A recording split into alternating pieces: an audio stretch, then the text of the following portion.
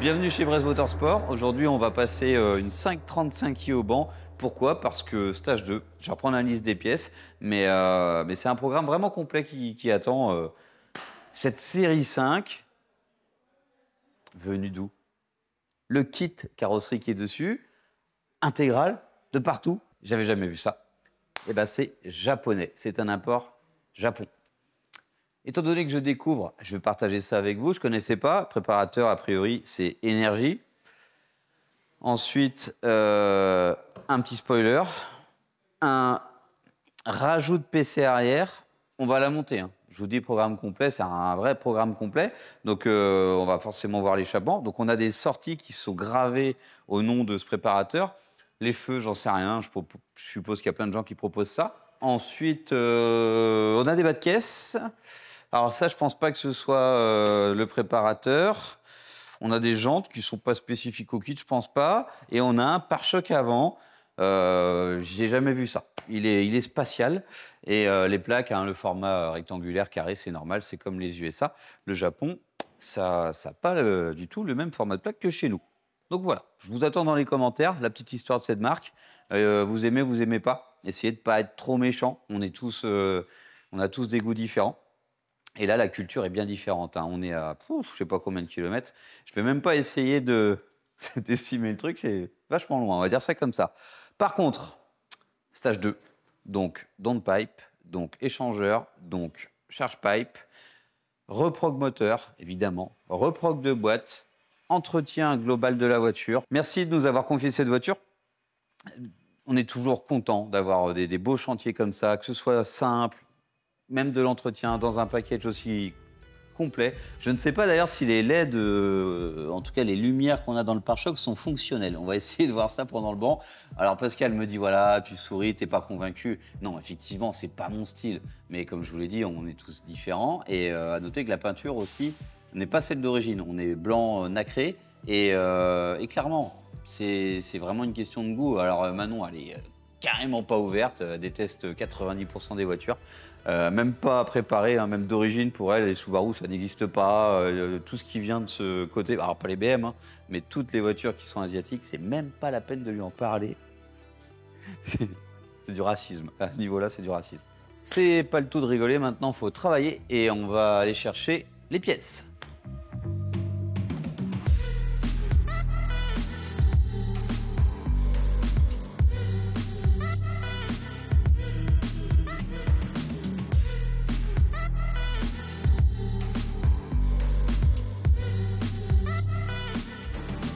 Fais en 4.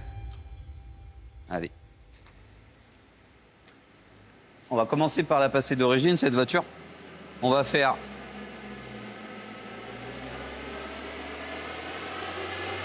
On va attendre.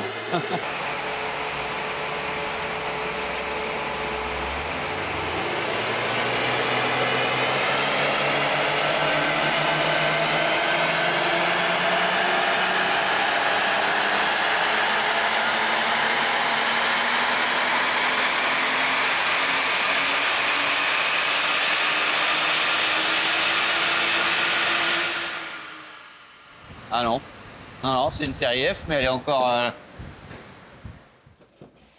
Juste qu'il faudrait faire la révision en dernier, comme ça au moins si on a une galère de pièces. Non, ce qui m'intrigue, c'est la downpipe et tout. Elle n'a pas du tout la même forme que ce qu'on a l'habitude de voir d'habitude. Mais ce qu'on a l'habitude de voir d'habitude. Bon, c'est vraiment vrai, mais j'ai pas mal de bêtises. Hein. Ouais, bah vu qu'on ne fait pas de série 5, ben oui, on n'en fait jamais des séries 5 à part en diesel. Et ben la downpipe, elle est différente, elle a une forme étrange. Filtre BMC, intercooleur, on a 300 chevaux stock. On va voir combien on en sort après prépa. C'est parti. Est-ce que je peux me justifier d'être fatigué parce qu'on était en Normandie ce week-end faire un rasso? Fait 2 fois, on a fait le Porsche Color en Porsche, et là on a été exposé notre 992 dans un hangar à dirigeable, un truc de la guerre, c'était vraiment sympa, l'endroit est top, et donc on l'a fait pour le centre Motor Tech Normandie, et ouais, on est solidaires. Et ça nous a fait marrer parce qu'il y avait plein de monde, et la question c'était, est-ce que vous voulez nous voir plus souvent sur les rassos? Est-ce que vous voulez qu'on fasse des rassos ici au garage? Dans vos commentaires, toujours, et abonnez-vous. Et je crois qu'il faut mettre la cloche aussi, Pascal, tu me dis jamais de faire ça. Et après, tu as les notifications qui arrivent. Faire ça.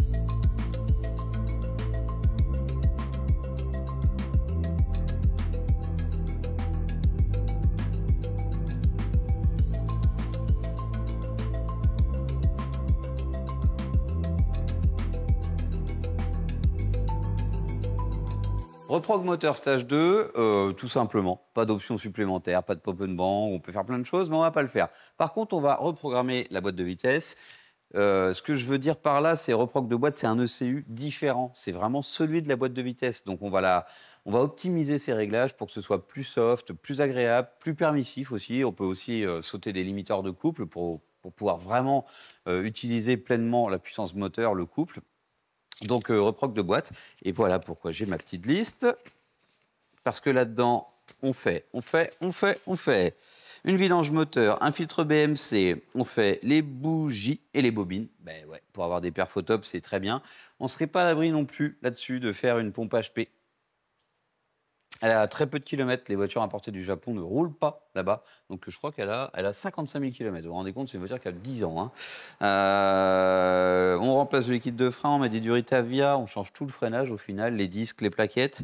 On monte une downpipe, évidemment. Les changeurs, j'en ai parlé. La boost pipe. La boost pipe, on ne l'a pas.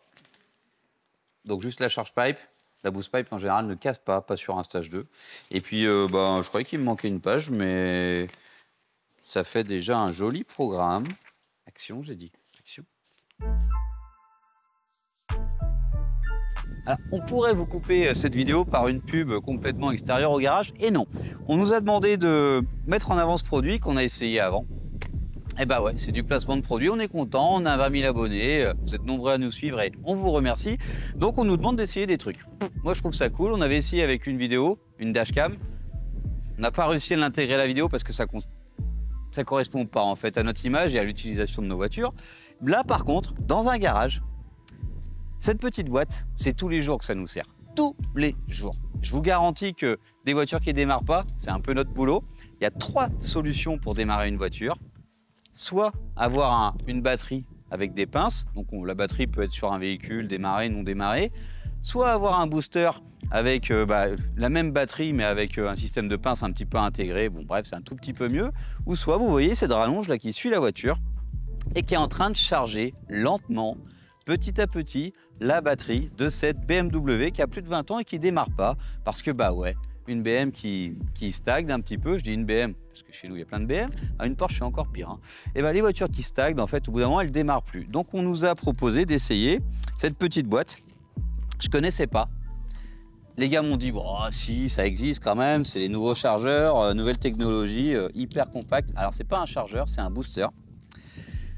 Donc, cette petite boîte, hyper légère, parce qu'une batterie comme ça, ça fait plus de 20 kg, parce qu'il faut des watts. Hein. On démarre des diesels, des V8, des V12, tout ce que vous voulez comme voiture. Donc, il faut une grosse batterie, efficace. Et là, ici, on a 6000 ampères. Dans un truc qui pèse, ce serait intéressant de comparer, à mon avis, quelque chose comme 250 grammes, 300 grammes.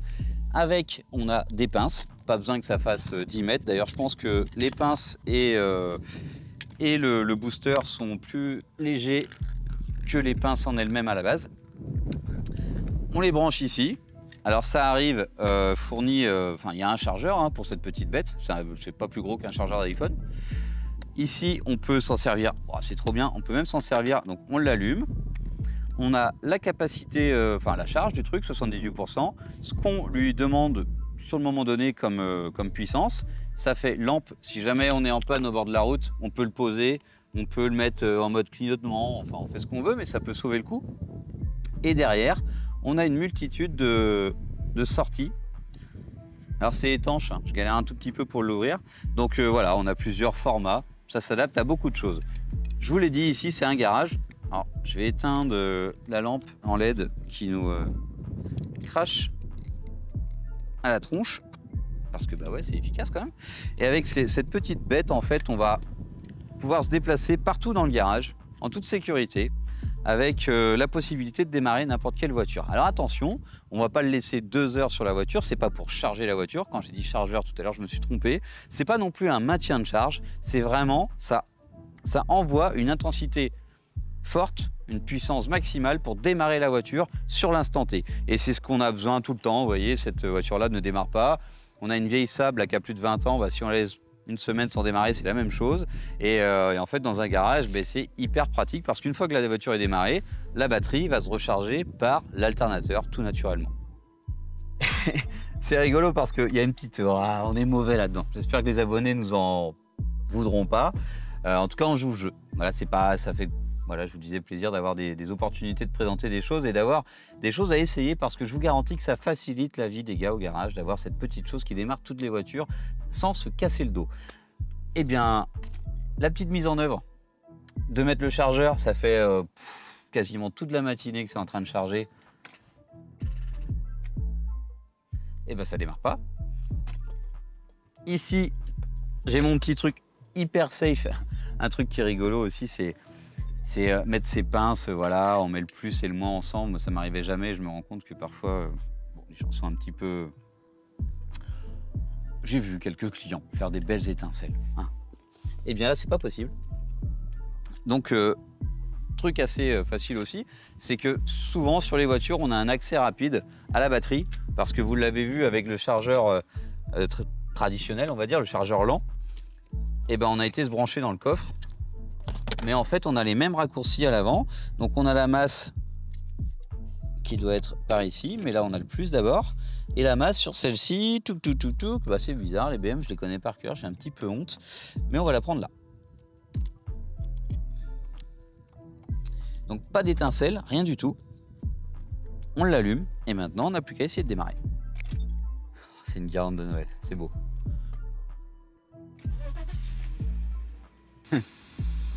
La marque, j'arriverai pas à la prononcer, mais vous aurez une description et le lien et tout ce qui va bien pour pouvoir...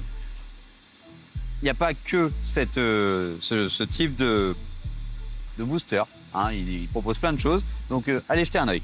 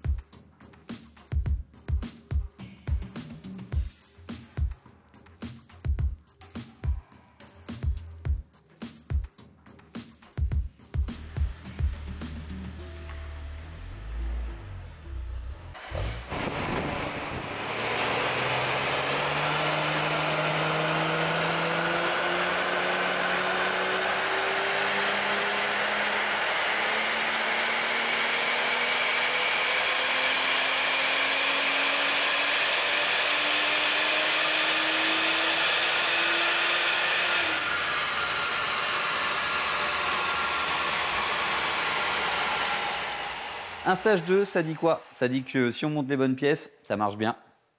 On a donc la boost pipe, la charge pipe, tout ça, c'est des choses qui peuvent casser. Donc voilà, le débit d'air est meilleur, mais ce n'est pas le but premier de la chose. Intercooler, c'est stabiliser, peu importe les températures, enfin ça a ses limites, hein, mais on augmente la capacité de refroidissement de l'air qui rentre dans le moteur de manière vraiment, vraiment importante. Donc ça, c'est très bon pour les perfs.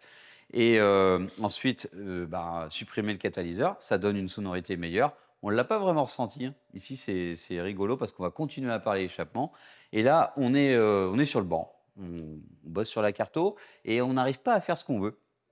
On va faire des logs pour pouvoir vérifier un petit peu le pourquoi du comment. On a 40 chevaux de gain. C'est quand même beau. Pour un stage 2, on peut faire mieux, mais là, on est safe. Le but ici, c'est de faire des voitures qui fonctionnent longtemps, sans mode dégradé, parce qu'il y a plein de choses qui marchent plus fort, mais souvent pas longtemps ou avec des voyants moteurs. Et on a un gain de couple qui est énorme. Par contre, en haut, là où on pourrait vraiment avoir plus de puissance, parce qu'on sent vraiment la courbe monter et ensuite redescendre, eh ben, on est déçu. On va essayer de comprendre.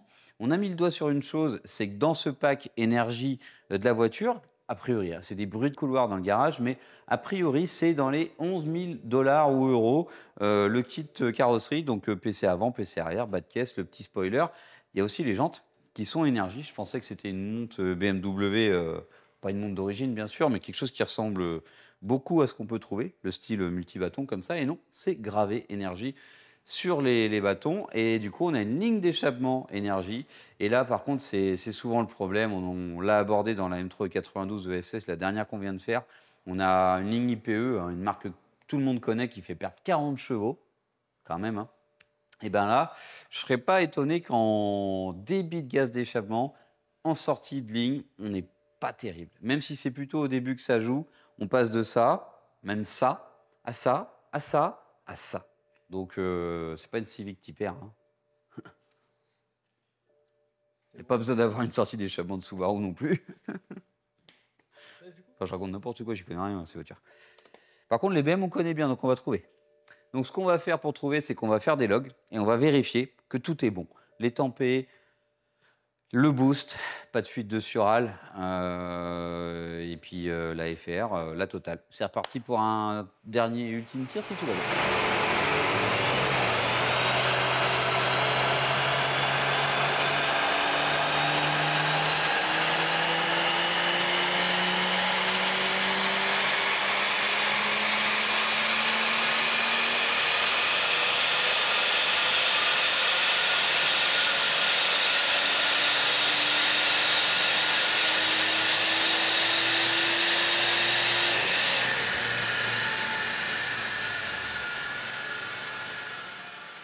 Ce qui nous intéresse, hein, vraiment, on a vérifié. Les logs, c'est pas mal. On continue de bosser, mais c'est pas mal. Donc on a du couple. Alors ici, il y a une petite virgule là, sur ce dernier tir, parce que voilà, il y a la boîte automatique, on engage, il y a le kit down, bon, peu importe. Donc on a quand même, quoi qu'il en soit, un gain important, quasiment 100 Nm. Ouais, 120 Nm, voire encore un petit peu plus. Il faudrait que je fasse des calculs. Mais donc une centaine de Nm en plus, c'est une quarantaine de chevaux. Mais voilà, sur toute la courbe, en fait, on est vachement mieux. Mais c'est sur la fin, là, c'est un petit peu dommage. Donc, bon, voilà, il y a une raison à ça. Du moment que les données sont bons sur les logs, ça veut dire que ce n'est pas le côté carto. Donc, parfois, c'est subtil. Hein. Le côté de la valve sur l'échappement IPE de la M392, je reviens là-dessus parce que franchement, il fallait y penser. Et c'est ESS qui dit que chaque fois qu'il y a un problème, c'est souvent un échappement aftermarket un petit peu à la con. Donc là, en l'occurrence, c'est peut-être ça. Ben, on a tout vérifié. Et donc on est pas mal partout, sauf en boost. Donc on vous attend dans les commentaires. On va voir dans quel sens ça part. Bon voilà, on a l'habitude, ça part vraiment dans tous les sens de manière générale. Parce que l'hypothèse, c'est que l'échappement vraiment derrière est comme ça. Je dis gros moteur, gros turbo. Vous avez vu la downpipe tout à l'heure. On est comme ça en sortie de turbo. La downpipe est énorme. Et derrière, on réduit à ça. Donc, on imagine qu'on obture l'échappement. Imaginez, hein. Donc, on ne peut pas finalement arriver à 200 km/h sur le banc et à presque 7000 tours minute. Évidemment que ça a des grosses contraintes. Donc, on perd du boost. Pas beaucoup. On en perd 0,2. Mais a priori, c'est la raison pour laquelle ça se pète la tronche jusqu'à 5000 tours, on va dire que l'échappement correspond à une voiture d'origine ou pas. Parce que de stock, c'était déjà un petit peu le cas. Elle se cassait la tronche. C'est pour ça qu'elle sortait peut-être que 300 chevaux, 300 petits chevaux au lieu de 306. Et alors qu'en général, ça sort plus que le score.